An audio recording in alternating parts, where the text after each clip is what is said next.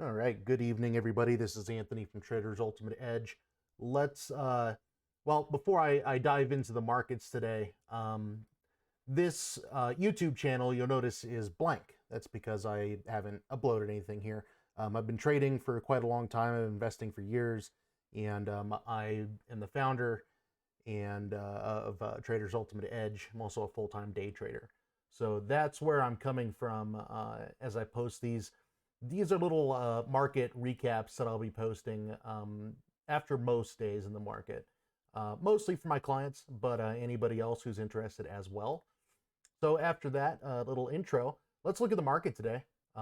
Sorry, my screen may be a little difficult here to see. Let me take some of this stuff off so you can get a better view of what's going on. Today we had a little pullback in the market. Let's just jump back in time. Right here was the FOMC meeting. Big jump after the FOMC meeting. I'll zoom in here a little bit. Big jump after the FOMC meeting, and this is the ES futures on the 1 hour chart, by the way. So the S&P 500 futures. You see, we made our way up, up to the high here, 47.12, and since then it's just been kind of bouncing around. It's bouncing around in a range. This was a Globex low overnight on November 5th. It's 1 a.m. Mountain Standard Time. It fell down to here. So I ran a fib retracement between that low and the high. And it's really been kind of obeying that fib retracement. And today it broke down just a little bit below it and then popped back up. And we can see it hit this trend line. And I left this trend line solid blue so that you can see it. We can go back a little bit. It starts back here.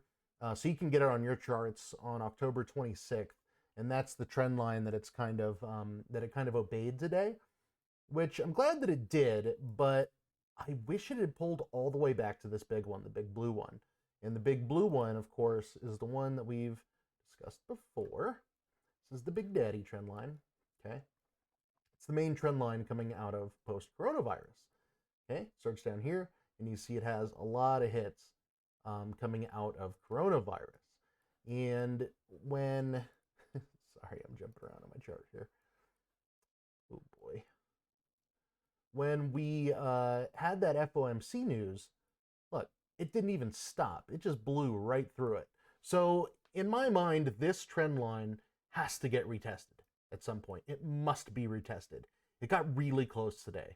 I wish it had gone further and retested it. Maybe we'll see it tomorrow. Maybe it'll drop down to here because tomorrow we've got a Fibonacci, a 50% retracement Fibonacci, and the actually this is overnight, excuse me. In the overnights, we have a retracement and this trend line kind of lining up. So maybe we will see a little bit of a pullback and then jumping off that area. I wish it had fallen farther and tested it today, but it did not. That's okay. We actually had a couple nice day trades in the live trading session today. We actually had 2 day trades off of the SPX as it fell, and we sold credit against it, and we made money twice doing that today.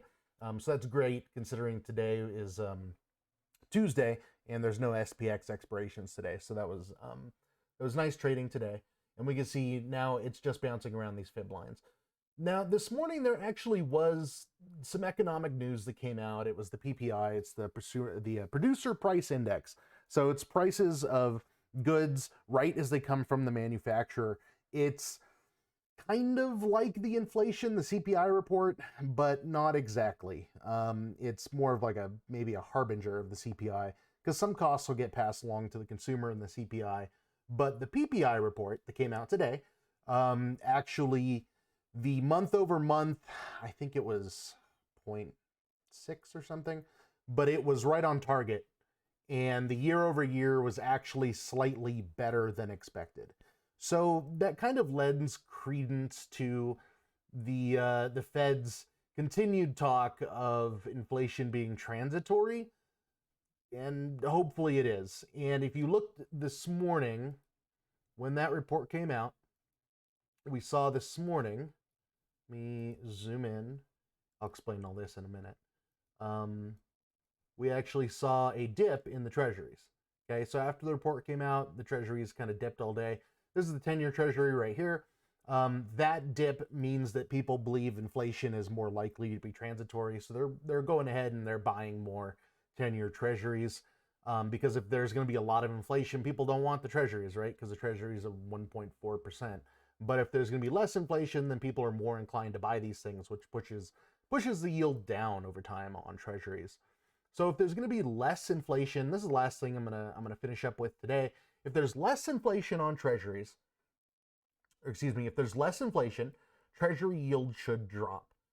Okay, now what that's going to do, and you'll see here, we've kind of got a head and shoulders back here, and it broke the neckline and came down. So I'm kind of looking for it to come back to this trend line and break it, or to follow it and continue it down. I think it's going to come off one of these trend lines. This lower one is from way back in 2007. So it's really been a strong trend line over time. So I think it finds its way back down to one of these. That would be super, super low if it actually fell back down here. But I think it does fall back down into this range, down to about 1%, and hits this trend line.